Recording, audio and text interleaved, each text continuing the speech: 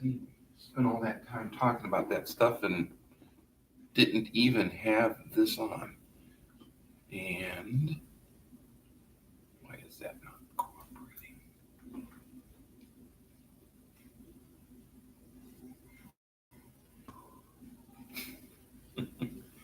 Well, maybe it's going to work. Maybe it's not.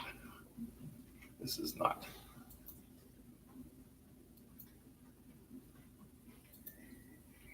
I have this on, but it doesn't want to share it over to Facebook today.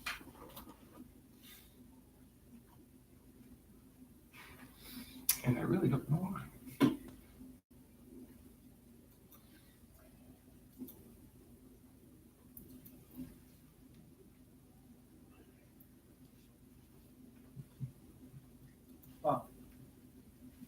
You mentioned Trump so often, Facebook is allergic to that.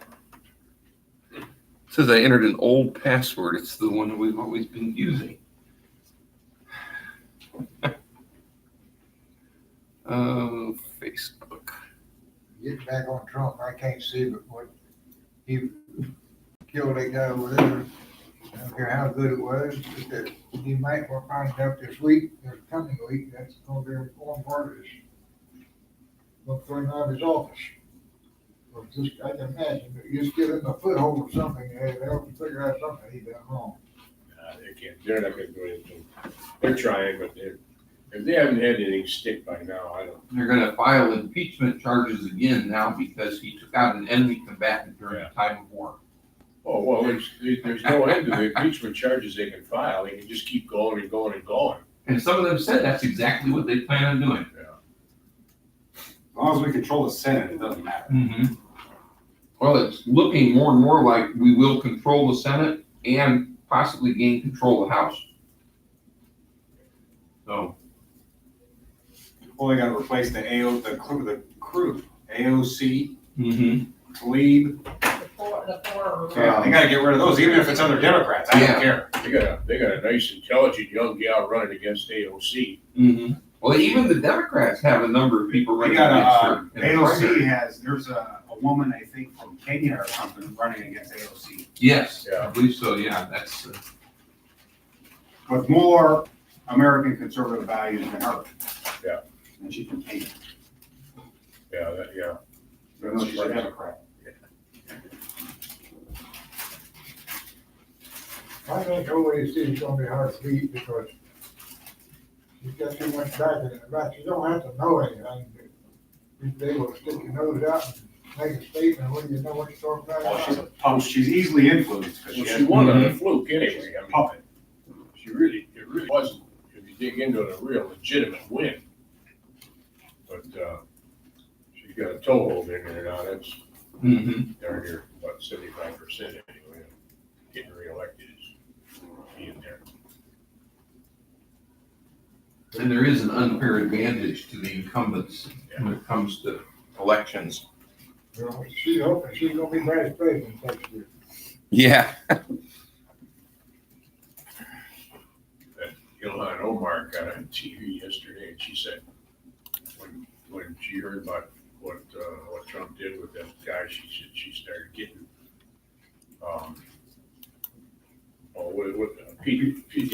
PTSD syndrome. Yeah. As if she's been in combat. Yeah, and when somebody brought that up to her, she said, "Well, when I was a child, there was a lot of fighting going on where I lived."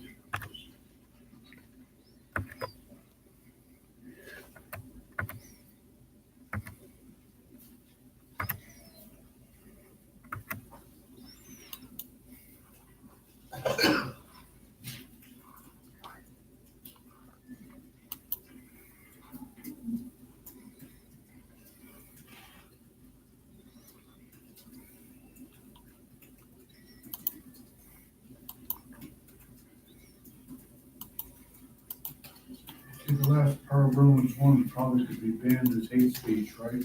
Oh, yeah. The whole last half of it, yeah. Reprobate mind.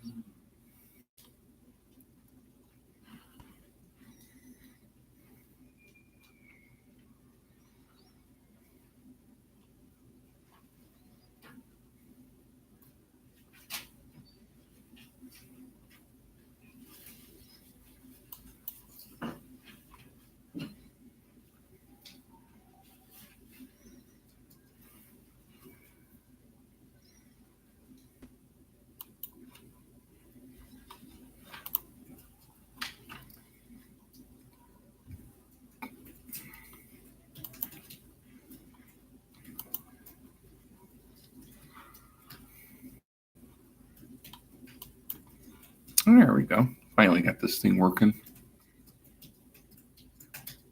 Maybe.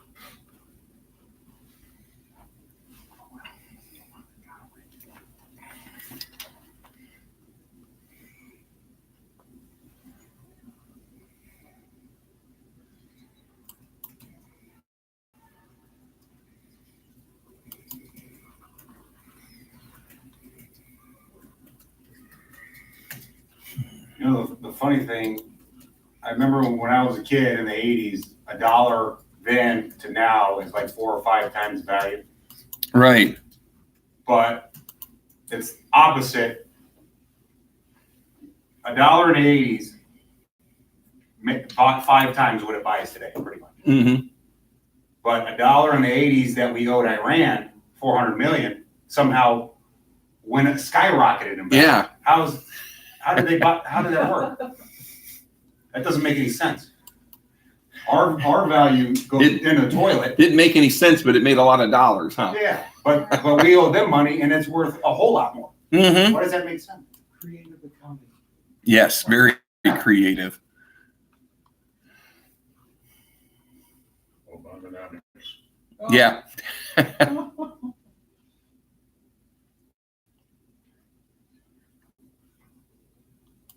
I'll tell you what, this thing is just all kinds of problems tonight. They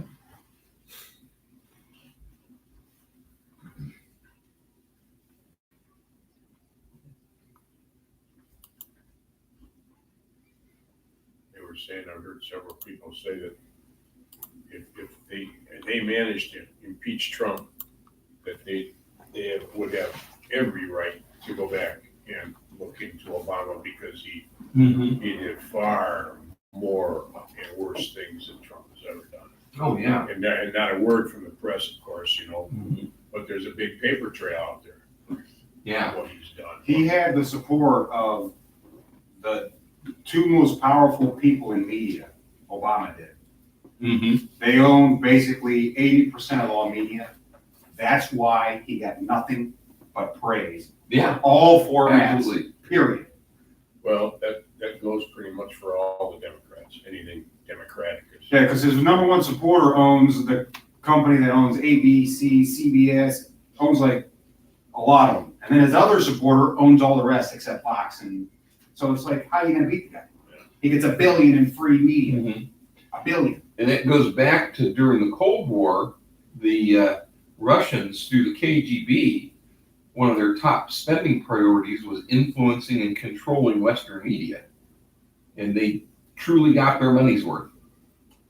And it lives on to this day. They got a media now, it's called RT, Network. Yes, Have you read Russian, that? yeah. Yeah, That is a Russian propaganda. Oh, absolutely. Do you know that actually Pravda actually, which was the main Russian news source in the Cold War era, Pravda actually has a higher accuracy rating now than the New York Times does. Yeah. So if you see something in the New York Times, you might want to check it out at Pravda to make sure it's accurate. It's unbelievable. I've been watching a new news channel called OAN. Yes, OEN is One good. American News, very Yeah. good. That's a good site.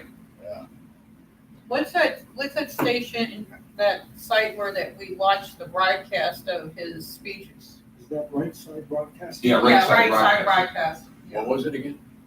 Right Side Broadcasting. Is that a TV channel? Now it's online, Oh, okay. but they've been doing like some of his speeches and stuff. Live broadcast. They go to all his rallies. They do a lot of coverage before the event. You know, all these people that are outside, they have people out there with cameras and they talk to people and everything. And then they're inside and they broadcast the entire rally. And then when it's all over, they talk to people and all. So they They really do a pretty good job. Website broadcasting.com. I believe so. I'll check it out for you here.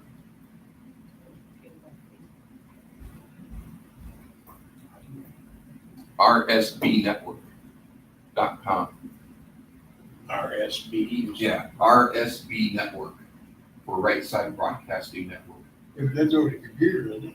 Yeah, you have to be on the computer to get it. And then previous, like right here's the Toledo one right here, right now. And other things that they did. And they've been pretty good. I've enjoyed their coverage. They're a new one as well. And then there is also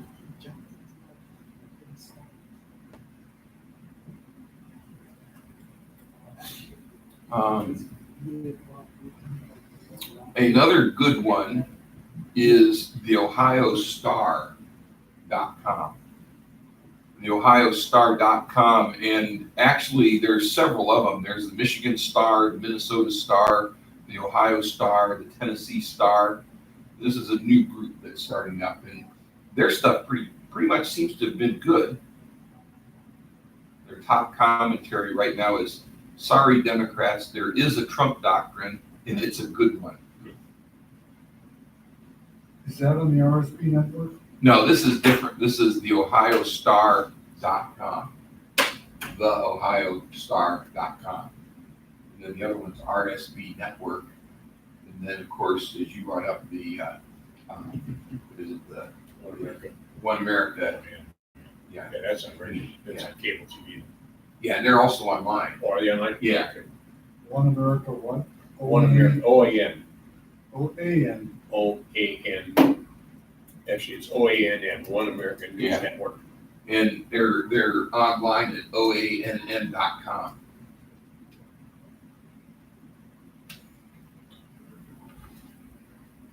And then that other one that I was mentioning earlier, the Bongino report is good. They're just getting underway here, but What's that? BonginoReport.com, BONI, There's a G in there, isn't there? or I'm sorry, BONGINOREPORT. Yeah, Bongino, BONGINO, and then report.com. Spell out the word. BONGINOREPORT.com. Okay. That one, yeah. Oh, and did you see the Dow crossed the 29,000 mark first time? First time ever. See, everybody was, down. yeah, but everybody was concerned, oh, everything's gonna crash, World War III. And then the other good one is, did anybody get their draft notice? I heard about it going out, but I didn't see it. And somebody said the other day, they said, well, newsflash for all our millennials in the office or in the audience, you missed it. World War III kicked off, and you didn't and ended before you had a chance to burn your draft cards. Did any of the media actually say that the draft was gonna start? I don't know if there's anybody that actually said that it was going, but there were some. Or they even was, talked about it? Oh, they did. They talked about it on CNN, It's I believe it was, insinuation. They're and insinuating. MSNBC, I think is another. They insinuated it was going to start. Yeah, exactly. They sent out draft notices.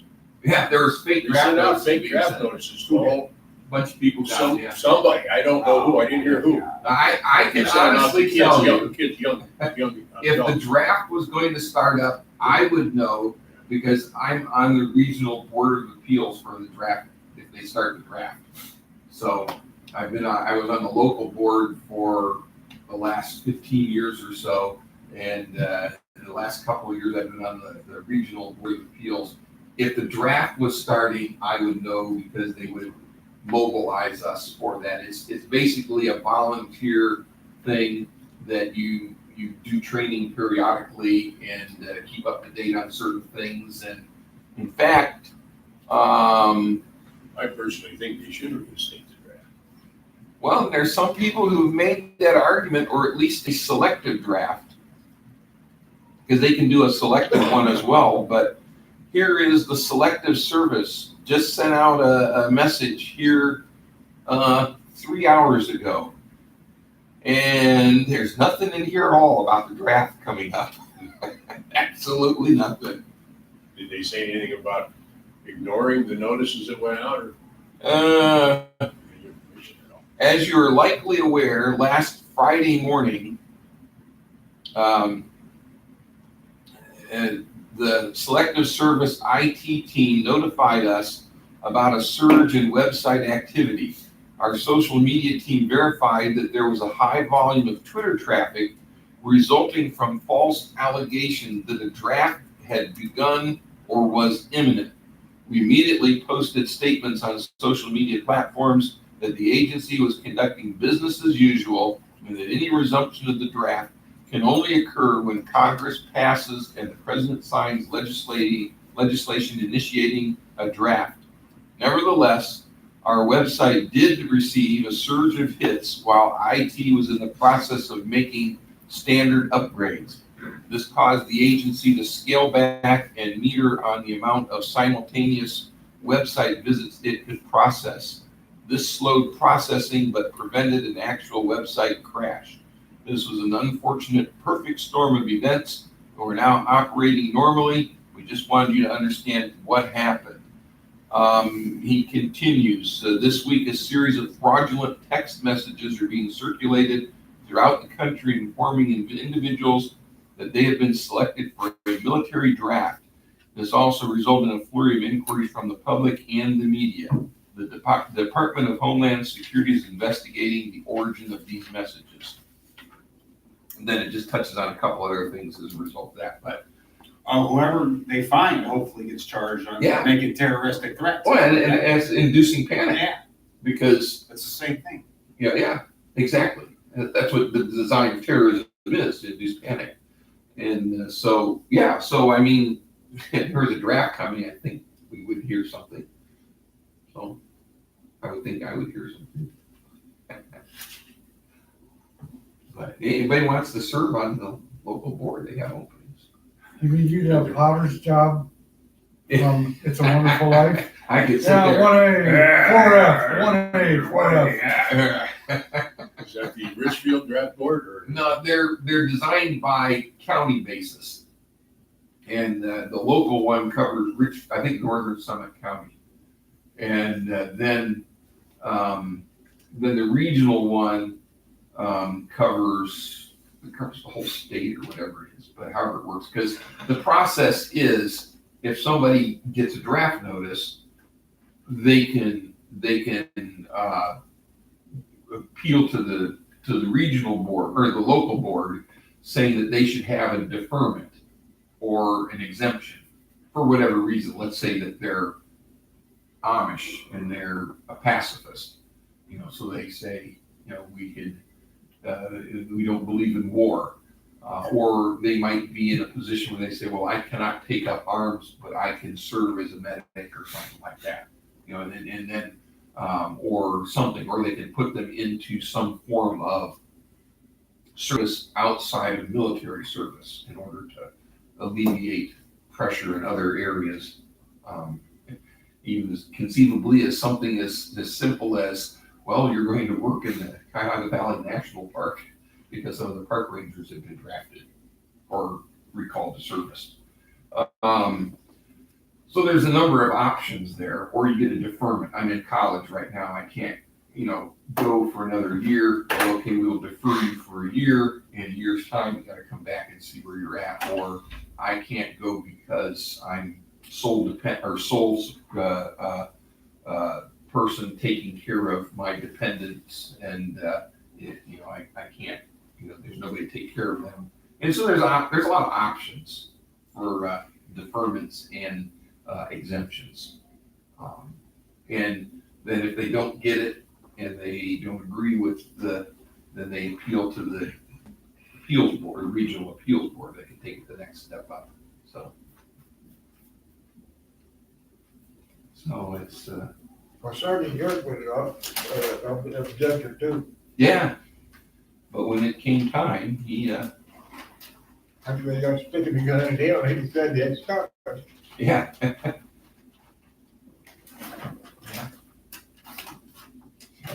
Anyway, we were talking about different things. I was gonna go over to, I think it was Jeremiah 26. Talking about there, we were talking more about current events tonight than anything else, but let me see. Jeremiah might be wrong, might be Isaiah. Let's try Isaiah. Let's try Isaiah 26 maybe. Just give me a moment here.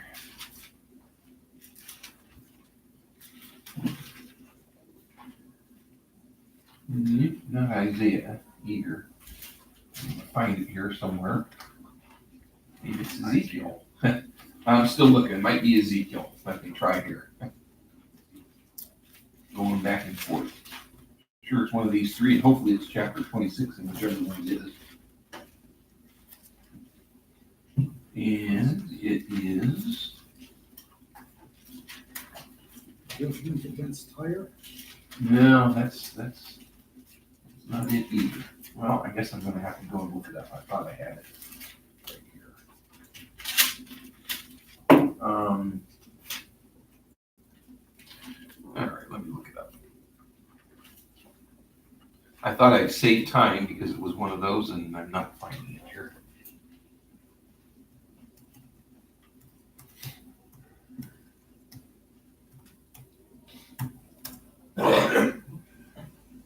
Well, I was right in Jeremiah in the first place. I just had the chapter way off.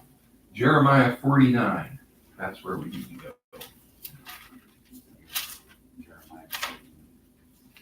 All right, there's Jeremiah chapter 49, and we have a series of prophecies given against a variety of groups. Starts out with the Ammonites in verse 1, and then it talks about Edom in verse 7. The Ammonites would be largely where Jordan is today. The Edomites would be in the area of the Sinai, that area there. And then we have Damascus in verse 23 there. And Damascus is pretty well known. That's Syria. Then we have Kedar and Hazer in verse 28, and I'm trying to think where Kedar was. I think that's, I can't think of that in a minute. At the moment here, let me see if I can look it up real quick here. That's, is Kedar. I just drawn a blank on that one.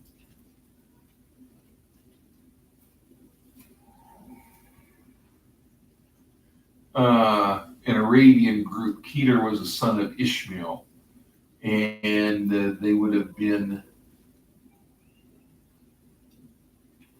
probably part of where Jordan is today in Iraq and going down into Kuwait and portions of Saudi Arabia, I guess, maybe.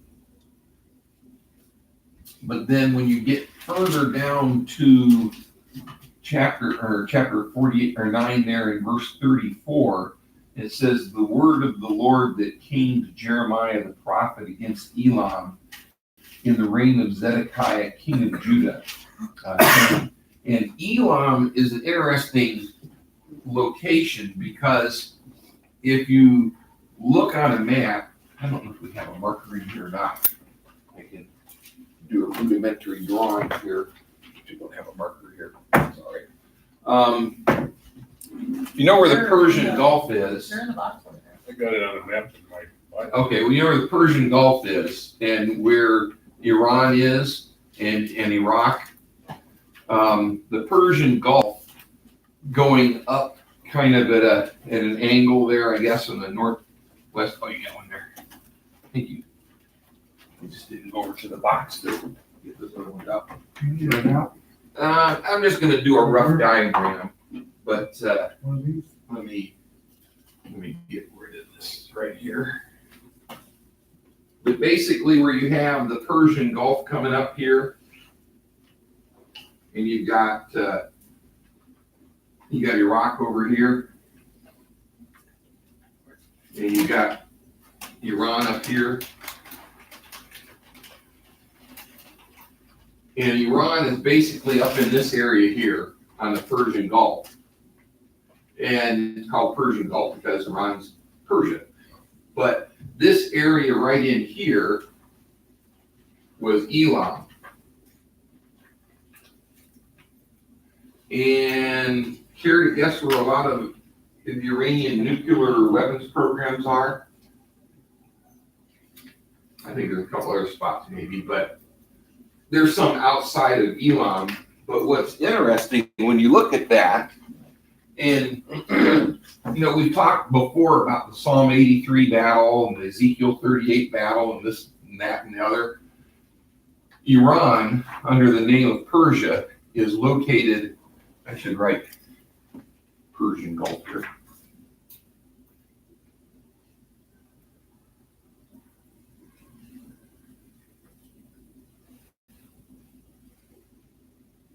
But Iran is mentioned as Persia being allied with Russia and, Gog, Magog, and that whole confederation.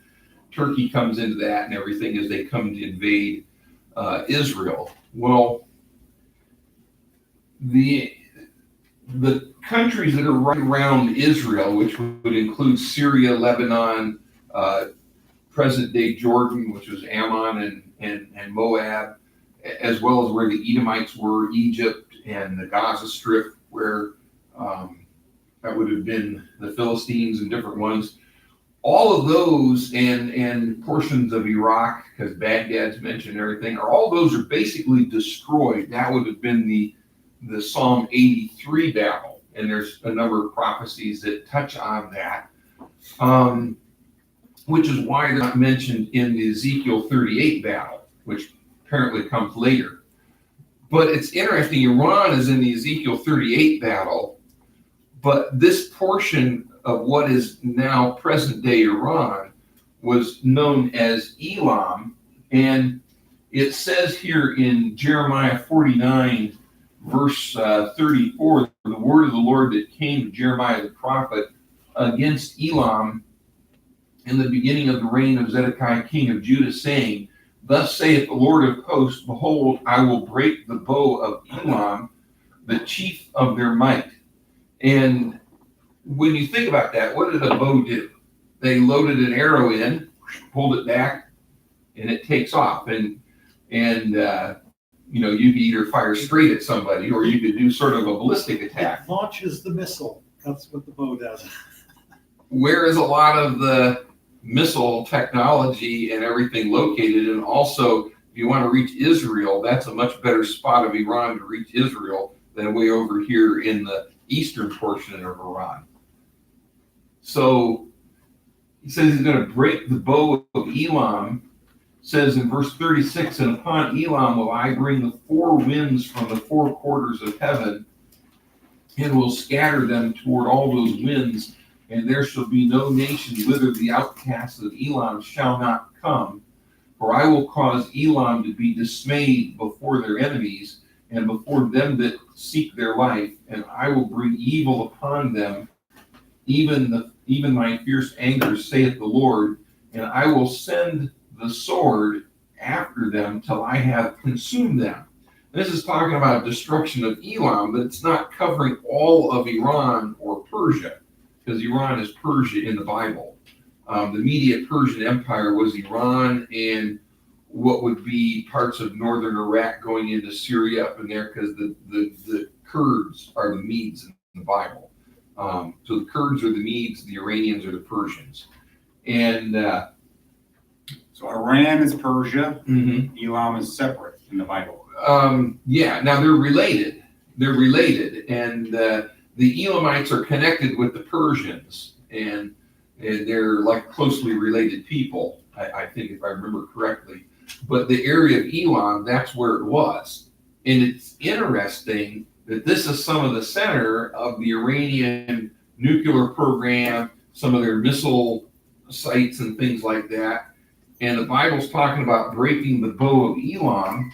And I'll get to verse 38 in a minute there, but verse 39 says, "But it shall come to pass in the latter days that I will bring again the captivity of Elam, saith the Lord," which indicates this is a latter days prophecy, which means before the Lord returns in the latter days. And so the speculation is, if Iran tries something, and Israel having said, is that Iran will not develop nuclear weapons, and President Trump saying they will not on my watch develop nuclear weapons. What if they develop something there and a coordinated attack comes upon that area there, just to, not the rest of Iran, but that area there? One could see if this took place during the Psalm 38 battle, which involves the destruction of Baghdad, that's in Iraq, the destruction of Damascus, which is in Syria, also destruction in Lebanon and Gaza Strip and the Egypt and the Sinai Peninsula and parts of Jordan and all. If all of that took place at the same time, and this is just speculation, because we've speculated in the past that a coordinated attack against Israel would launch a nuclear retaliation to defend themselves, because they will not allow themselves to be destroyed. Now, a number of you have met Michael Goldstein. He's a 30-year Navy intelligence service veteran, and he's Jewish. And he's got relatives that live in Israel. And I was actually talking to him on the phone yesterday, or it was Wednesday, I think it was. And he was talking about how prior to the formation of Israel, the Jewish people were always dependent on another nation for their protection. He says we're never going to let ourselves be in that position again, which means they will not let the state be destroyed. And he said Israel believes that if Iran developed nuclear weapons, they would be in danger of losing the state of Israel. And he said it's not going to happen. They're not going to let it happen. So Israel, if they retaliated with a nuclear strike in that area of Elam, just like what appears to happen in Egypt and Damascus and elsewhere that we've talked about in the past, people flee that area. Because remember, the prophecies on Egypt was that the Egyptian people would leave and they would disperse to the other nations. Well, you see that right here, where he said that they would, the outcasts in verse 36 would be scattered to all these nations. And so it could be that there would be potential for a nuclear strike there, as well as some of these other areas, perhaps in the same time frame. And that would certainly break the bow of Elam, taking out their nuclear and missile sites in that area. Iran would survive because it's not the entire country. It's just that portion. It would be interesting. The verse that we jumped over there in Jeremiah 49 is verse 38, where he says, "And I will set my throne in Elam, and will destroy from thence the king and the princes, saith the Lord." And this is the only nation other than Israel where God makes the statement, "I'll put my throne there," which I don't fully understand what that's meaning. We may never fully know until it happens. But it is interesting that God makes the statement here, "and will destroy from thence the king and the princes, saith the Lord." So it may be, let's just further speculate. I mean, we're just out on a complete limb of speculation here. What if in the process of doing this, Israel actually invades that portion and sets up a beachhead there? I don't know. And then uses that to attack some of these other areas from there. I don't know. It's hard. It's one of those curious statements, because we understand setting his throne in Israel, because in Jerusalem, the Temple Mount. But why does he say that about Elam of all places, especially in the context of destroying Elam and their people being outcast, having to flee the country? So it's really a curious thing. There's the one prophecy about Egypt and Assyria would be up through Syria and up even a little bit up toward Turkey, and where during the millennial reign of Christ, Egypt and Assyria will have essentially learned their lessons, and they will become godly nations, because there's talks about a highway that runs from Assyria in the north through Jerusalem to Egypt in the south, and people pass back and forth coming to Jerusalem to worship the Lord.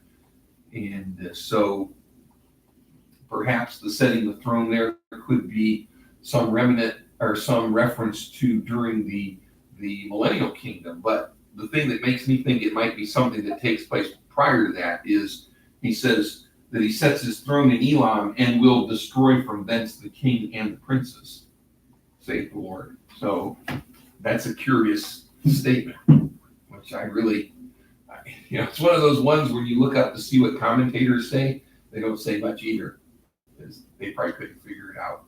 And there are a lot of things in the Bible that are harder to understand until we get closer to those events.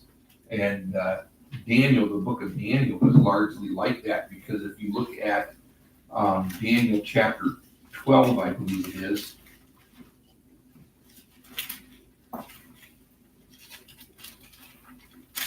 In Daniel chapter 12, it says, let's see here, verse 4, but thou, Daniel chapter 12, verse 4, but thou, O Daniel, shut up the words and seal the book even to the time of the end, and many shall run to and fro, and knowledge shall be increased. And basically what he's saying there is the book of Daniel, the things that are in it, they're sealed up. And you look further down in chapter 12, verse 8, he says, I heard, but I understood not. Then said I, O my Lord, what shall be the end of these things? Verse 9, he said, go thy way, Daniel, for the words are closed up and sealed till the time of the end. So now today we understand things in the book of Daniel that 100 years ago even they couldn't understand. Like what? The series of world empires, for instance, from the Babylonians to the Medo-Persian Empire to the Greeks to the Romans, and then the Romans not being destroyed but kind of sort of fading out and then reviving. Also, there's Daniel's prophecy of the 70 weeks that tells us that there's the 70 weeks. Each week is a week of years instead of days. And the 69, the first 69 have taken place that ended with Messiah being cut off, which was the rejection of Christ and his crucifixion. And there's a parenthesis that's lasted since the crucifixion of Christ. And it is to be resumed in the latter days for a final week of years, a final 7 years, which starts when the Antichrist comes to power and confirms a covenant with the Jewish people. So people could not understand that. Now we see that partly because there's a Jewish nation there to confirm a covenant with. And so the event happened. well, the covenant hasn't happened yet. Everything up until that final week of years has happened. I mean, like in the past 100 years, what has happened, like we understand better now. We have a Jewish nation there, which 100 years ago people said would never happen. During the as recently as the 1890s, there was the beginnings of the Zionist movement, which actually started largely among evangelical Christians. And then a number of the Jews resisted it at first. Some of them still do. In fact, one of the purposes of the Reformed Jewish groups was a way to resist the call for a homeland and to better integrate themselves with the countries in which they found themselves living. That's why the Reformed Jews compromised so much on so many things. And but the Zionist movement began, and it took off as recently as the 1890s. People didn't think there was going to be a nation, but then early 20th century, they had the Balfour Declaration at the tail end of World War One, which was an international document, but it was named for Lord Balfour. What was it? Was it signed by him or addressed to him? Signed by him, I believe it was. At any rate, it called for the establishment of a Jewish homeland in the Middle East, because that area was under the control of the Ottoman Empire, which was Turkey. Turkey controlled this area. And during the 1800s, the Turkish landowners, they kept charging higher and higher taxes and fees to the people who worked the land. And one of the things that they charged was a tax for every olive tree that you had. And so the people who lived there chopped down all the olive trees on their land. That's one of the things that deforested the land. Plus, they demanded so much that they didn't have a chance to let the land rest or anything. They just they farmed it until it was played out completely, and then they would move on. And it was just a mess. That's why Samuel Clemens, Mark Twain, when he visited the area around Mount Hermon in the 1800s, said this is the most desolate area he's ever seen, most desolate wasteland he's ever seen. And people thought there'd never be a nation there. Well, the Balfour Declaration set aside all of modern day Israel, and the country of Jordan was set aside as a Jewish homeland, because they carved up the Ottoman Empire's holdings, because the Ottomans were an Axis power during World War One. They supported Germany. And of course, they were on the losing side. They lost their holdings. And the European powers carved up the Middle East. They established like Iraq and the borders of Syria and Egypt and all that. And they set aside a homeland for the Jewish people, all of modern day Israel, all of Jordan. Well, the Arab interests did not want a Jewish homeland. They agitated and stirred up all kinds of trouble and violence and stuff. And so the British Home Office caved to Arab pressure and said, let's take 3/4 of the Jewish homeland and make another Arab state. That became Jordan, east of the Jordan River, the country of Jordan.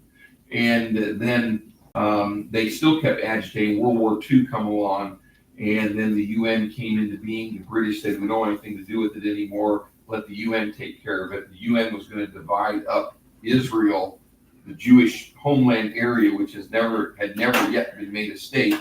They said, we're going to divide it up, and we're going to make some more Arab states out of it, and leave a little bit of it left as a Jewish homeland, which was going to be scattered in like 3 sort of separated areas. And the Jewish people at the time said, well, we can't, we're not going to have anything left, which was the idea. And so they declared themselves a state. And it's interesting because we talked about before,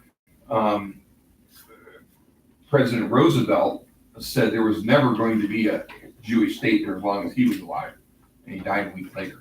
Truman his vice president became president, and became, he recognized it because he grew up going to a Baptist church, and they said there's going to be a Jewish homeland. Jews are God's people. God has a plan for them, and he listened to the Bible more than he listened to the State Department and his other advisors. And this book I'm reading about the OSS during World War II, the OSS actively sought to keep a Jewish state from being formed. The Roosevelt administration sought to keep a Jewish state from being formed. And they did efforts to try and keep it because David Ben-Gurion wanted support through the U.S. military and the OSS to develop a Jewish Zionist military force that would be allied with the Allies in the Middle East. And the OSS, the guy that was in charge of the Middle East, who actually had been at one time the head of the American University in either Beirut or Cairo, I forget which one. But he was the son of missionaries. He was a liberal Christian. And he actually worked to keep them from being recognized and supplied by the Allied powers. The British didn't want it either, because they were afraid that if Ben Gurion and this Zionist military force was successful, that after the war they would clamor for a Jewish state. Well, Ben Gurion and his people did, and they declared themselves a Jewish state. And thankfully, we had a president at that time who was willing to accept it and recognized it. And we have protected Israel ever since. So it's interesting. So they declared themselves a state. Jordan and the other surrounding Arab nations attacked them immediately. And that's when Jordan captured the West Bank territories. Bethlehem and areas like that, which of course you never see in the Bible, do you? Bethlehem, where Jesus was born, Galilee, where he grew up, all that took place. Walking on the water, Jewish see presence Galilee. there at No all. Jewish, no. Oh. Nothing to see here. The Jews need to move on, nothing to see here. So it's really interesting how God has worked through history. But you see this area here that apparently is going to be destroyed quite likely during the time, my speculation is during the time of the Psalm 83 battle, which talks about these nations around Israel being destroyed, and the other passages that talk about that. So could we be seeing the setup for that today? It's entirely possible, or maybe not. Remember when the Arab Spring was going on and the Muslim Brotherhood took over in Egypt? And we talked about how that seemed a perfect setup for some things that are talked about Egypt in the Bible. But then the Egyptian army booted the Muslim Brotherhood out and it became a little more moderate. But, that can change. It's a volatile area. So, but that's Elam. And that's the prophecy there in Daniel chapter, I'm sorry, not Daniel, but Jeremiah chapter 49, the prophecy of the breaking the bow of Elam. So it is rather interesting that, like we said, bow, what does the bow do? It throws, and sometimes they would launch a ballistic attack with arrows, shoot like this up and over the wall and come down. That's why they put the shields up above their heads, because of arrows raining down on them. So what does the Iranian missiles do that launch out of that area? They go up and they come down in a ballistic attack, just like launching arrows. So interesting correlation. But those are the things that as time goes on, become clearer. One guy, I remember listening to him on the radio one time, when Germany reunited following the Cold War and the Berlin Wall coming down, they said, well, it's going to be 10 years or more before East and West Germany come together again. It's just going to take time. And the next thing you know, Germany was reunited. And this guy was saying, well, I knew that was going to happen because Germany is Gomer in the Bible, and it doesn't say Gomers, it says Gomer. Only one Germany. That's what he said. So, that's what we see. So, it's just interesting when you look at some of these things. But and see, the danger is to try and say it must be this way, because then something comes up and you realize, no, we are wrong on that. So you kind of take a fluid approach, saying, well, what best fits right now? What seems to be fitting? Is this the right time? Might not be the right time at all. But when you see that statement, the latter days, we know. And it's like I said, some of the things in Daniel that talking about different kingdoms and rise of nations and all that. It wasn't until much, much later that people understood it.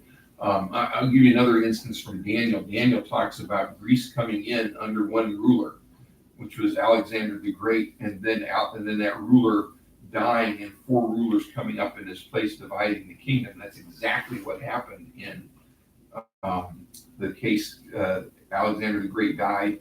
He had no heirs. His 4 top generals inherited the kingdom. And as you read through this one section in Daniel, it actually gets into what would happen in an amazing amount of detail to those 4 kingdoms and the interrelationships between these people. And you can see a lot of that correlation there. But all that was prophesied, well, Daniel was during the Babylonian captivity, and then they later had to come back into the land, and hundreds of years, 400 plus years went by, and well, I should back up a little bit, because it wasn't until after they came in the land that the Babylonians were replaced by the Medo-Persians, and that happened during Daniel's lifetime. But after Daniel, later on, the Greeks came in, and then still later on, the Greek Empire was divided into 4. It's at least 500 BC. For Daniel writing here? For Daniel writing, yeah. Yeah. And it was so accurate that people afterwards. Oh, yeah. Accused. There's people who said that Daniel was written after the fact, after the Greeks, because it was so incredibly accurate in its depiction of the Greek division of the Greek Empire into 4 kingdoms. It had to be written after the fact. Couldn't have been written before.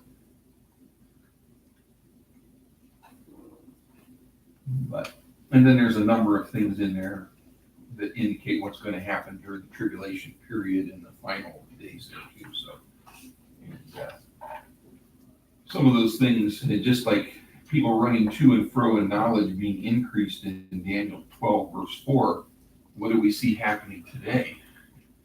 Up until really relatively recently, people moved at about the same pace.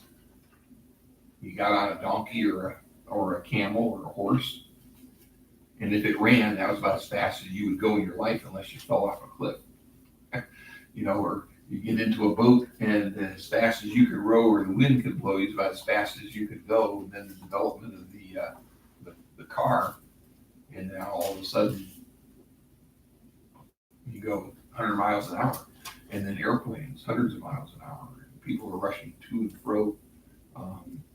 People travel all over the place at the drop of a hat, and knowledge has certainly increased. There's various graphs showing the increase of knowledge, and of course it's all estimations, but starting how it hardly rose at all until in the 1800s, I think it is, or 1700s, it really starts to go up, and in the 1900s it's like going straight up. Knowledge is just increasing so much. So You have to be careful because some of that is misknowledge. yeah, that's true too.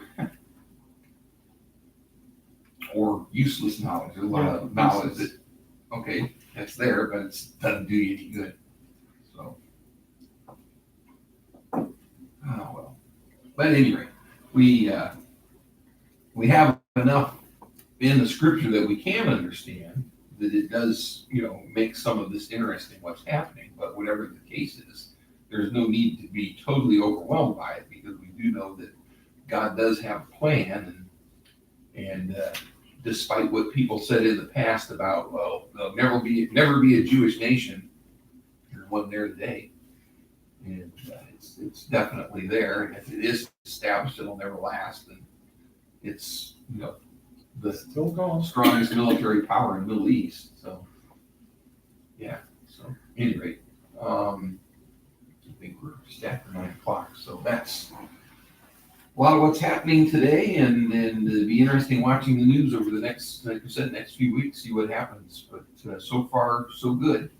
But what was it? The guy fall off a 100-story building. They heard him as he passed the 10th through the 5th floor. So far, so good. Yeah. So anyway, let's go ahead and pray. Heavenly Father, Lord, I want to thank you so much again for the opportunity we had to come together tonight, fellowship we can enjoy this evening, and a chance to look at some of the things that are happening in the world in light of your word. And Lord, we don't know exactly if we're seeing the setup for the fulfillment of some of these prophecies. Lord, we do know they will take place eventually. Help us, Lord, be found watching and waiting, not clueless and asleep at the wheel. We just pray again, and also help us, Lord, to be faithful and continue to do the things you have for us to do. Thank you that we need not to fear. We know that no matter what happens to us, if we know Christ is our Savior, our home ultimately is in heaven with you, and that you are ultimately in control of what's going to happen here in the long term. So, Father, we just pray thy will be done. Watch over us now as we leave here tonight. Keep us safe on the roads, Lord. Bless the day tomorrow for your glory. Bless the day on Sunday for your glory as well. We thank you in Jesus' name. Amen.